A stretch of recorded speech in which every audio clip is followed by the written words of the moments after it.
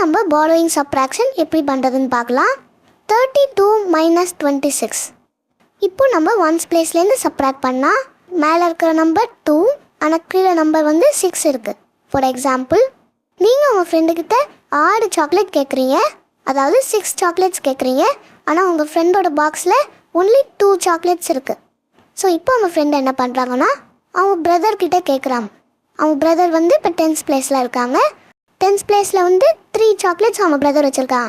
அவங்க பிரதர்கிட்ட வந்து இந்த மாதிரி கேட்குறாங்க, என்கிட்ட 2 சாக்லேட் தாண்டா இருக்குது, ஆனால் என் ஃப்ரெண்டு வந்து என்கிட்ட 6 சாக்லேட் கேட்குறான், எனக்கு ஒரு 10s கொடுக்குறியா ப்ளீஸ்?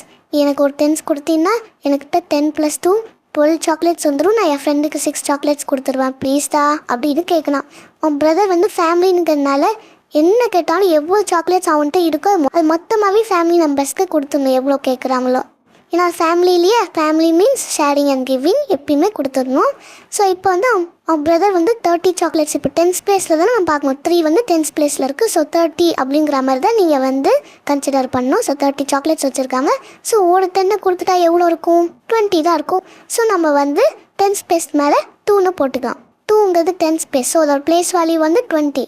ஸோ அதை தான் நம்ம இங்கே 2ன்னு போட்டிருக்கோம். இப்போ 10 கொடுத்ததுனால 10 + 2 12 சாக்லேட்ஸ் உங்கள் ஃப்ரெண்டுக்கிட்ட வந்துருச்சு. நீங்கள் 6 சாக்லேட்ஸ் வாங்கிக்கிட்டிங்கன்னா ரிமைனிங் 6 சாக்லேட்ஸ் இருக்கும். ஸோ 12 - 6 6 அப்படின்னு போட்டுக்கலாம். இப்போ அடுத்து அவங்க பிரதர்கிட்ட வந்து நீங்கள் கேட்குறீங்க, எனக்கு ஒரு 2 சாக்லேட்ஸ் கொடு அப்படின்னு சொல்கிறோம். ஆனால் அவங்க பிரதர் வந்து ஏற்கனவே ஒரு 10s வந்து அவங்க தம்பிக்கிட்ட கொடுத்துட்டாங்க இல்லையா? ஸோ இப்போ வந்து இப்போ 3 10s இல்லை, அவர்கிட்ட 2 10s தான் இருக்குது.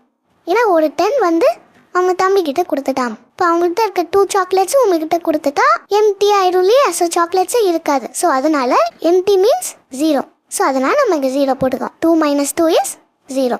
ஸோ ஃபைனலாக 32 - 26 6. ஸோ இந்த மாதிரி தான் borrowing subtraction பண்ணணும். ஓகே.